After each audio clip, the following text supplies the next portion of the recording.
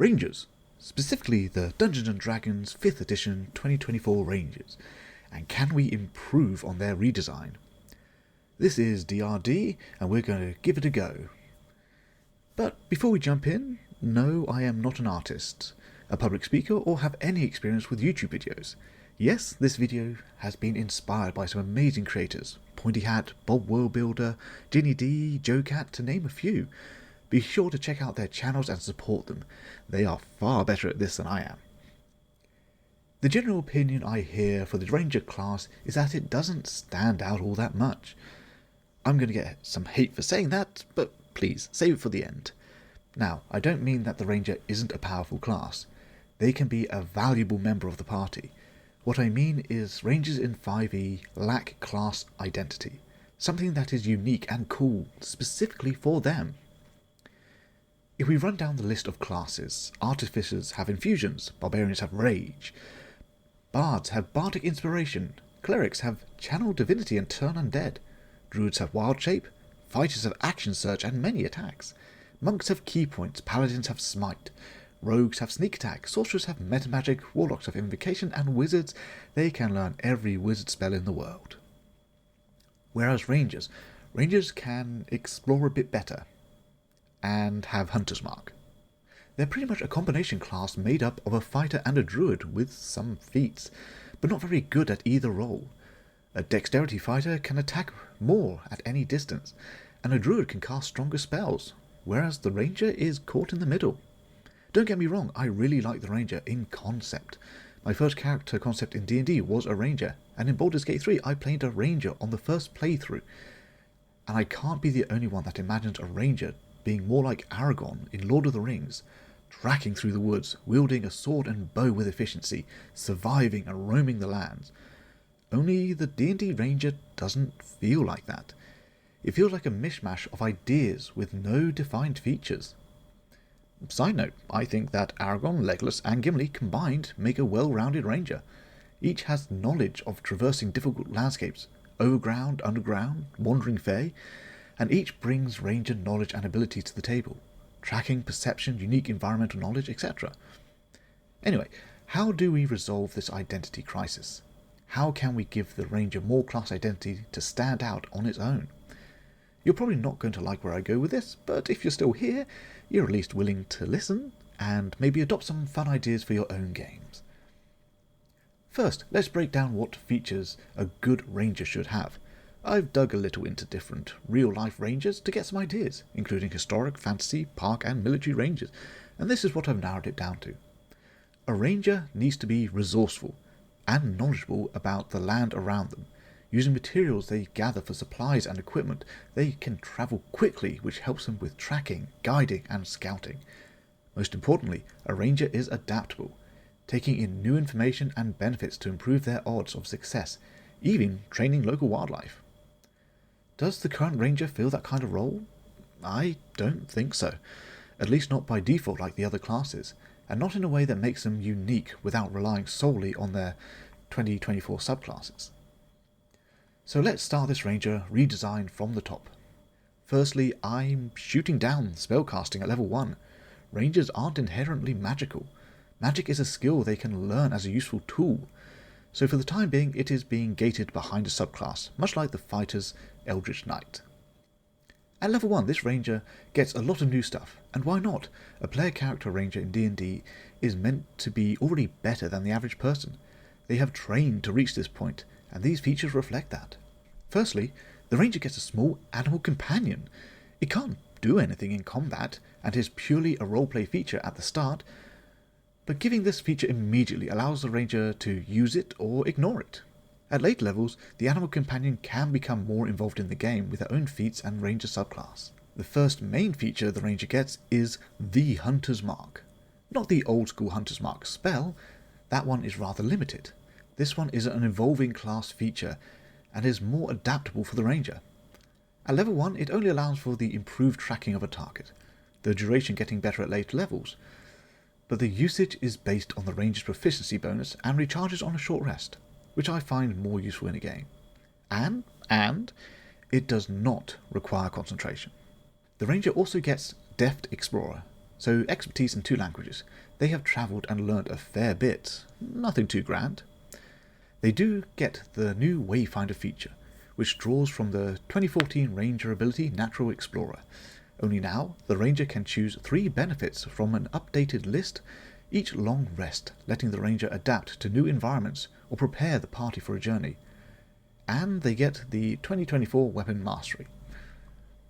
I imagine at this point you're thinking that this is all well and good, but it is only simple things, roleplay and exploration focused. Don't worry, we're stringing our bow for combat at level 2. Starting with the Ranger's brand new class feature, the Precision Die. Much like the Bardic Inspiration and Superiority die, this die evolves, starting at a D6 and eventually becoming a D10, fueling different abilities. The pool of die is the Ranger level, refilled on a long rest. Which leads into the combat feature, the Hunter's Quarry.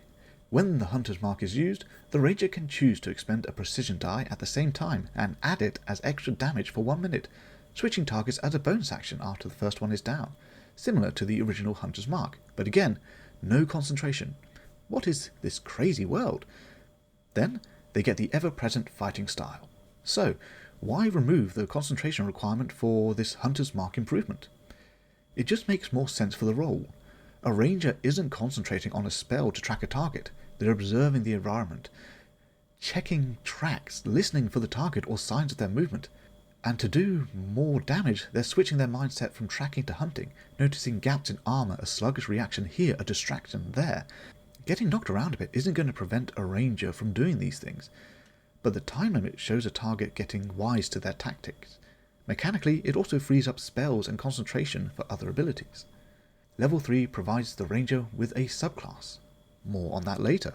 At level 4, the Ranger gets a feat or ability score improvement, and also each time the Ranger reaches a level for a feat, their animal companion does too, making them a customizable ally for various encounters, if the player chooses to keep it, that is. So now we have something to deal more damage, but the Precision Die is a resource to manage as other abilities become available. Speaking of which, level 5, the Ranger gains their extra attack, but if they want to guarantee a hit, they can use the Precision Strike feature, letting them forfeit their second attack to gain advantage on the first, and add a precision die to the attack or damage roll. If they have set up the Hunter's Quarry the previous round, they can start dealing out some decent damage. But giving up a second attack just to gain advantage and more damage, what madness is this? To that I say, it is tactical madness, giving the Ranger options in combat, letting them adapt to changes in battle. Sure, losing a second attack is rough, but improving the chance to land a vital blow against a spellcaster concentrating on a spell, or distracting an enemy going after an ally, seems like a useful arrow to have in their quiver. With tactics in mind, level 6, the Tactical Support feature. With melee or ranged weapons, the Ranger can use a reaction and precision die to partially intercept an attack within weapon range to reduce the damage. How cool is that? Firing a longbow across the battlefield to knock a sword or arrow slightly off course and save an ally from a lethal blow. The Ranger can also start making support items that last until the next long rest. Think caltrops, smoke bombs, tangle traps, things that a Ranger could assemble from materials they gather in the wilds or just around them. Just so damn adaptable and resourceful. The next 3 levels are simple features, most carried over from existing content. At 9th level they get the usual Tireless feature. 13th level is the Listening Land feature, which gives them 2 more skill proficiencies and languages, because a Ranger is always learning. Then at 14th level is the DM's Bane, Nature's Veil. Damn invisible Rangers. Now we're hitting the higher levels. These are features that many players might not get to enjoy. The 17th level feature, the Land Provides, actually has 2 parts. Firstly, it grants the Chosen Ranger subclass a boon. Again, we'll return to that later. I've already hinted at it, and yes, I did also make 3 subclasses to go with this redesign. Why do I do this to myself? The second part of this feature is being aware of hostile entities within a mile, and being able to make a skill check for a lore dump from the DM, a more nature-focused version of the spell legend lore. This part probably doesn't seem useful, though knowing a hostile entity is nearby could prevent a surprise attack, avoid a fight entirely, or make the party very paranoid. A pack of hungry wolves nearby might be very hostile, but it doesn't mean that they'll attack the party as soon as they get close. And try not to use it in the enemy camp. Everyone is likely hostile, but are restraining themselves for the time being. Level 18 is Blindsight, a nice addition putting their expert tracking skills to use, with the final ability score increase or epic boon at 19. To finish everything off is the level 20 class feature. This is designed to make the Ranger feel like a powerful addition to the party. Using what we've been setting up for the Ranger, they adapt and use their knowledge to support the party, so I present to you Hunter's Glory. The Ranger gets 1 use per long rest and can target up to 4 targets. Spending 2 precision die per target, they activate the Hunter's Quarry on each one. But wait, there's more. For the duration, every one of their allies adds the precision die to their damage roll. Everyone is dealing damage now, because the Ranger is pointing out vulnerable spots to hit, guiding attacks and using their knowledge to turn the tide of battle. And, should the targets run, finding each of them is much easier. Overall, with just these base class changes, the Ranger has become a far more unique class with traits and abilities that make it stand out from fighters and druids. The Ranger has various methods to support the party and contribute effectively in battle. Though I did mention that I made subclasses to use with the new Ranger. They are the Mercenary, the Wilds Mage, and the Tamer. Okay, let's try and make this a speed round. The Mercenary. At 3rd level, they can use the Hunter's Mark and Quarry on 2 targets at once, as well as on objects to gain a big boost when tracking said objects. Might be handy for following smugglers or pickpockets. At 7th level, if they are tracking a target with Hunter's Mark, they can make a check and gain an additional fighting style until the next long rest to help them capture, knock out, or take out the target. 11th level, if the target of the Hunter's Mark attacks the Ranger, they can spend a precision die to use the Uncanny Dodge or Evasion features. And finally, 15th level, if the Mercenary is dropped to 0 hit points, they can use their reaction to use all remaining precision die to gain an equal number of turns before dropping. Big risk and reward, similar to the 2014 Zealot Barbarian feature, Rage Beyond Death. The level 17 Ranger feature lets the Mercenary cast the Scrying spell without components, and know the direction of the target if they're close enough. Now, the Wilds Mage. At 3rd level, magic is back. The Ranger has been tutored by a magic caster, maybe a druid, witch, hag, or something, and can now learn to cast up to 4th level spells like the Eldritch Knight. Yes, they do not get level 5 spells. But why? I imagine being asked. Well, it's not great. In the 2024 edition, and 2014 edition for that matter, Rangers don't feel like effective Rangers if they don't take certain Ranger-only 5th level spells, those being Conjure Volley and Swift Quiver. It is like the class identity was forced into these 2 spells at higher level, and if that's the case, maybe the Ranger shouldn't have them. But this is homebrew content. You're welcome to add 5th level spells back in or make them a 17th level class feature. Continuing onwards, 7th level, they can use the precision die to bolster their attack spells or boost allies' saving throws if they are caught in the Ranger's spell effect.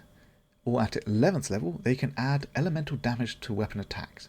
How cool would that be, firing a flaming arrow that bursts with lightning damage too? Then at 15th level, the Wild Mage can manipulate magic used against them to regain precision die or heal themselves. The level 17 Ranger feature lets the Wild Mage boost their spells with advantage on rolls, disadvantage on saves, or +1 to the spell attack or DC. And last but by no means least, the Tamer. At 3rd level, that animal companion you started with is growing up fast. They are now medium size and have a combat stat block plus combat feats available to them. At 7th level, the Tamer can occasionally move just as fast as their companion, who attacks more often. The animal companion can forfeit an attack to prevent opportunity attacks against them, and can be healed with a precision die. At 11th level, as a reaction, if they're close together, the Tamer and animal companion can switch places when attacked, boosting the AC of the one now receiving or blocking the attack. One of my favourite features is at 15th level. The animal companion no longer needs a bonus action to command. They have their own initiative, but also, if the Tamer would be reduced to 0 hit points, the animal companion can choose to react and exchange their own hit points with the Tamer's, and take the damage themselves, as well as 2 death saves. If things take a turn for the worse, the animal companion can be resurrected by the same means as player characters, or new animals can be tamed. The 17th level Ranger feature for the Tamer grants both the Tamer and Animal Companion either Warding Bond, Death Ward or Primordial Ward, without concentration for 1 hour or until it ends on one of them. And with that, the attempt to make the Ranger have more class identity is complete. What do you think? Is it something you'd play, or are there aspects that you might use in a game? Hope you can let me know in the comments below, and if you enjoyed the Ranger just the way they are in 5e 2014 or 2024, keep having fun, and thank you for listening until the end. To finish, I'm not going to beat around the bush. I've written this whole Ranger class and subclass for anyone to use. Link is in the description. Please pardon any spelling mistakes I've missed.